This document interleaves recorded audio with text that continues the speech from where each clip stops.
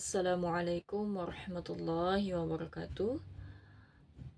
Alhamdulillahi rabbil alamin. Assalatu wassalamu ala asrafil anbiya'i wal mursalin wa ala alihi wa sahbihi ajma'in, amma ba'd. Rabbi israh li sadri wa yassir li amri wahlul 'uqdatam min lisani yafqahu qawli, amin. Alhamdulillah, hari ini bertemu dengan saya Haji Rahima MPD dalam mata kuliah Manajemen Pendidikan Anak Usia Dini.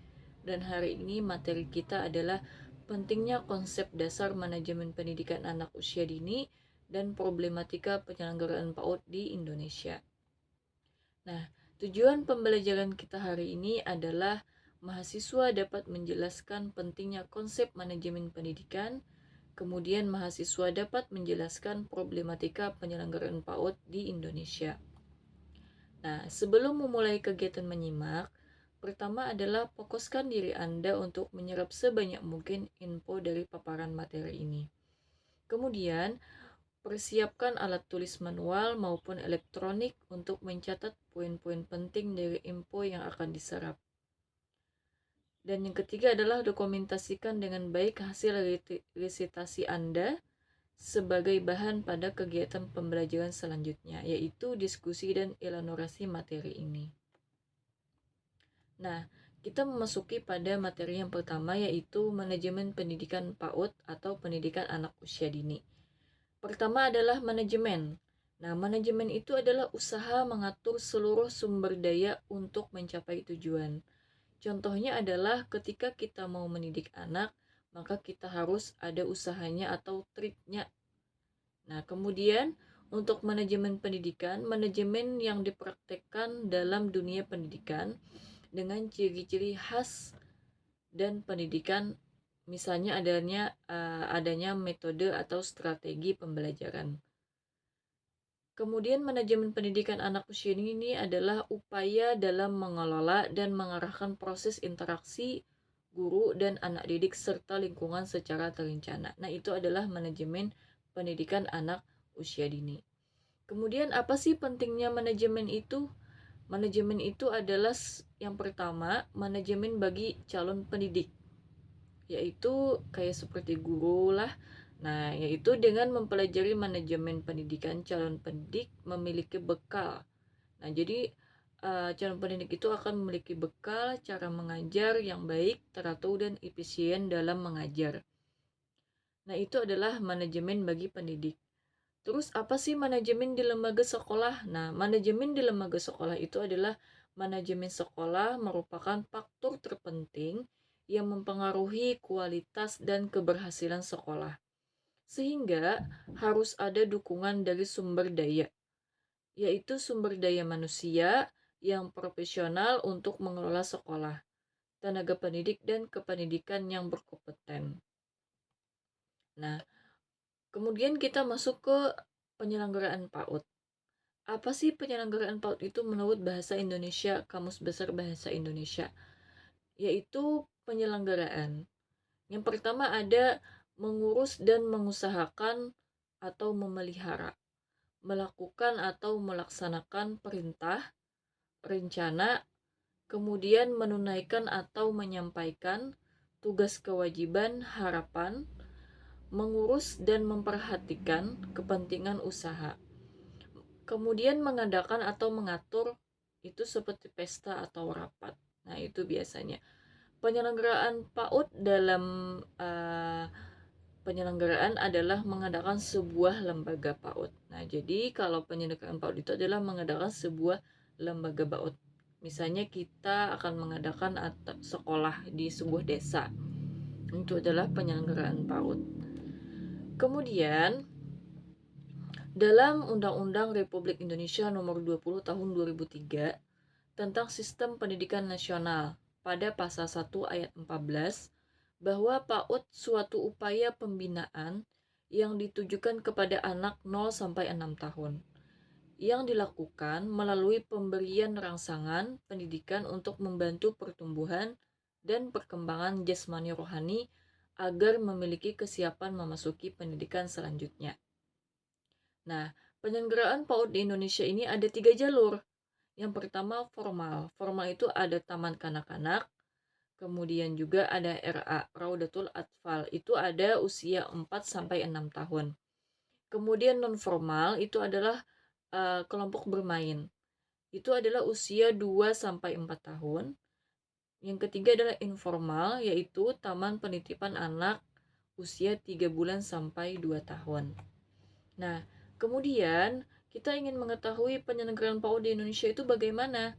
Nah, di lembaga PAUD itu saya mengambil dari jurnal penyelenggaraan jalur pendidikan formal dan non formal, studi kasus di PAUD terpadu Sabilal Al-Mu'tain Yogyakarta, yaitu pada tahun 2019.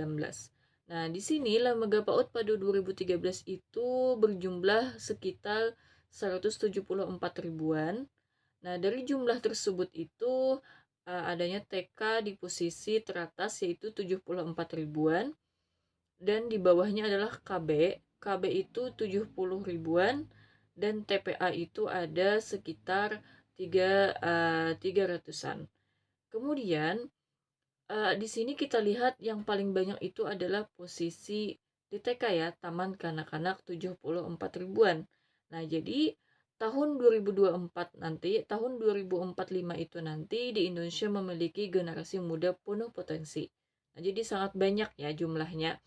Nah, survei dari penelitian ini adalah 0 sampai 9 tahun mencapai 45,3 jiwa. Nah, jadi mereka adalah calon pemimpin di masa mendatang. Nah, jadi TK ini adalah posisi yang paling terbanyak adalah 74 ribuan. Nah, jadi mereka ini adalah nanti yang akan menjadi calon pemimpin di masa akan datang. Nah, kemudian kita lanjut ke penyelenggaraan PAUD di Indonesia. Itu ada 6 landasan yuridis dalam penyelenggaraan PAUD di Indonesia.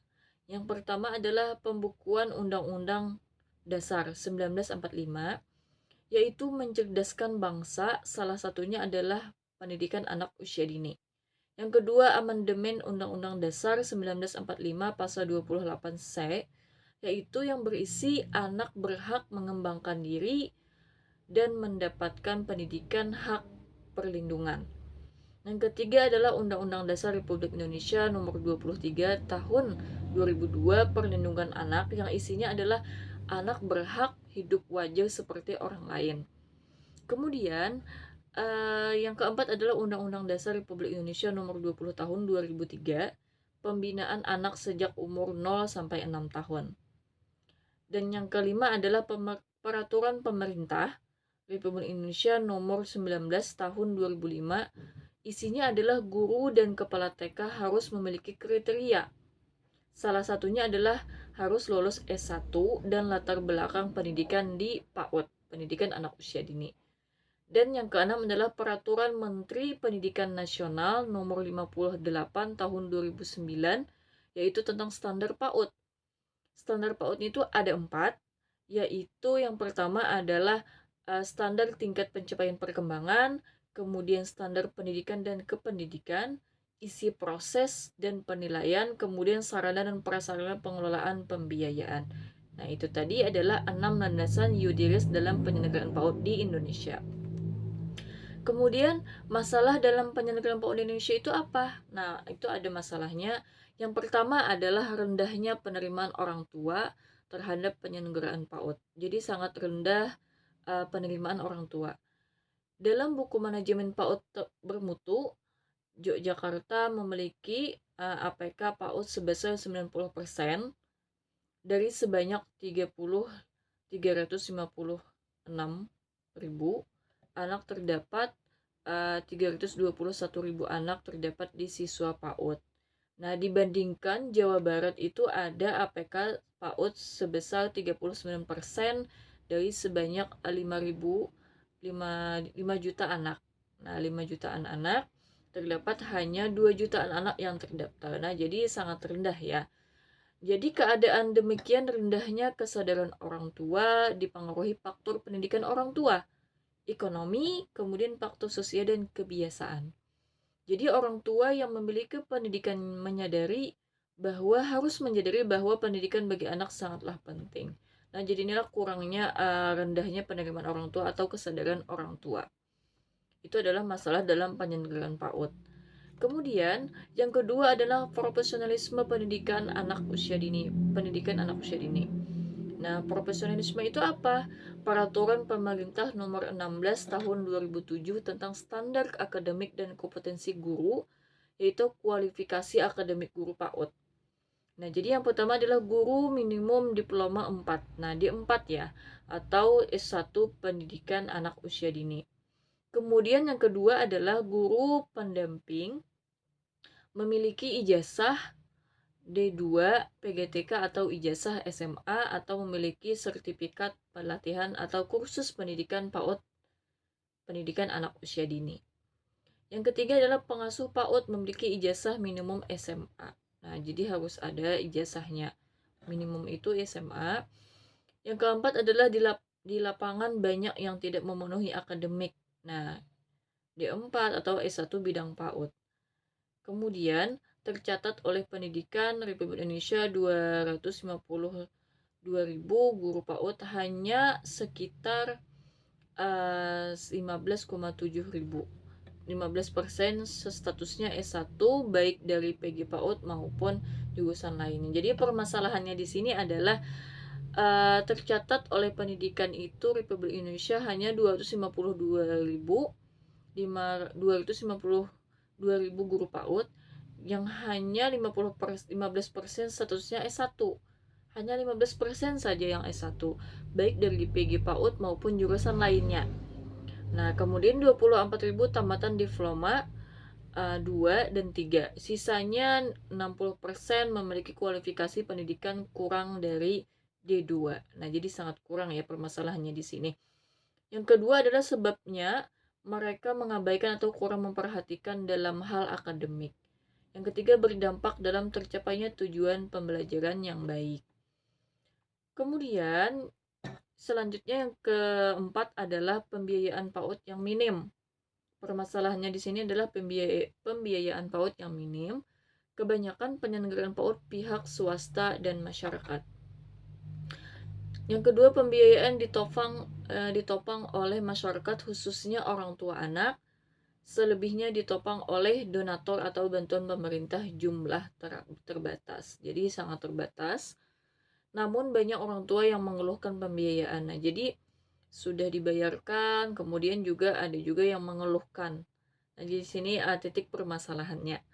Kemudian adalah dengan demikian orang tua harus memiliki perhatian besar dengan pembiayaan PAUD dan harus menyadari bahwa berapapun biaya dikeluarkan nanti akan ada manfaatnya dirasakan oleh anak-anak. Nah, jadi di sini harus ada kesadaran orang tua bahwa berapapun biaya yang diselenggarakan oleh yayasan itu sangat berpengaruh kepada anak-anak.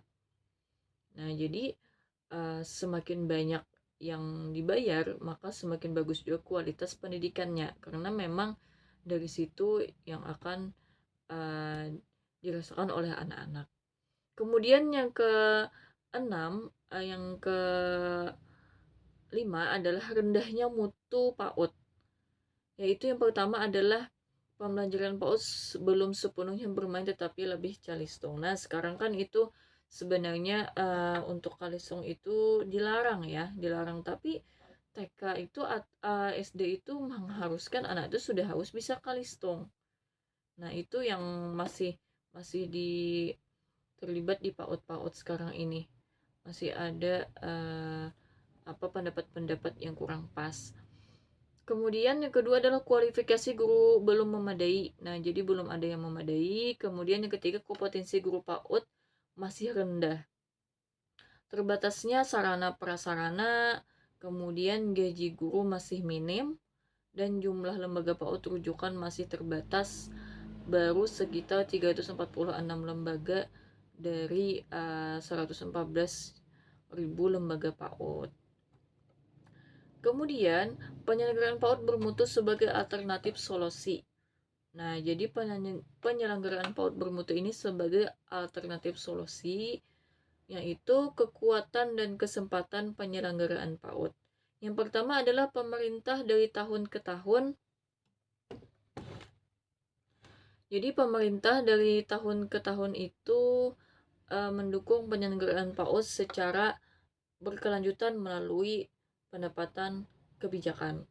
Kemudian pemerintah telah memberikan kepada pendidik tunjangan APBD maupun APBN bertahap dan bergilir. Kemudian pemerintah bekerja sama dengan perguruan tinggi program S1, misalnya adanya universitas terbuka, dan pemerintah memberikan bantuan prasarana. Kemudian pendidikan PAUD banyak perempuan karena lebih oled dengan anak-anak. Mulai banyak pendidikan PAUD kuliah S1. Pelatihan guru mulai banyak juga. Sekarang ini pendidikan PAUD dapat mengikuti sertifikasi dan kebutuhan pendidikan PAUD semakin tinggi, peluang bagi alumni S1 semakin banyak. Nah, oke, itu tadi materi dari saya. Nah, materi dari saya tentang penyelenggaraan PAUD di Indonesia dan juga tentang konsep manajemen pendidikan anak usia dini. Nah, kemudian yang terakhir adalah kegiatan pembelajaran selanjutnya. Kegiatan pembelajaran selanjutnya yaitu silahkan menanyakan hal-hal yang belum Anda pahami atau mengonfirmasi, dan juga diskusikan materi ini berkelompok. Lalu lakukan elaborasi materi dengan menggali info lainnya melalui studi pustaka dan analisis dan simpulkan pembahasan materi ini. Kemudian sajikan peta konsep dari manajemen dan problematika penyelenggaraan pendidikan di Indonesia dalam bentuk tabel. Tadi kegiatan pembelajaran kita. Nah, baik, itu saja dari saya. Semoga bermanfaat dan dapat dipelajari. Wassalamualaikum warahmatullahi wabarakatuh.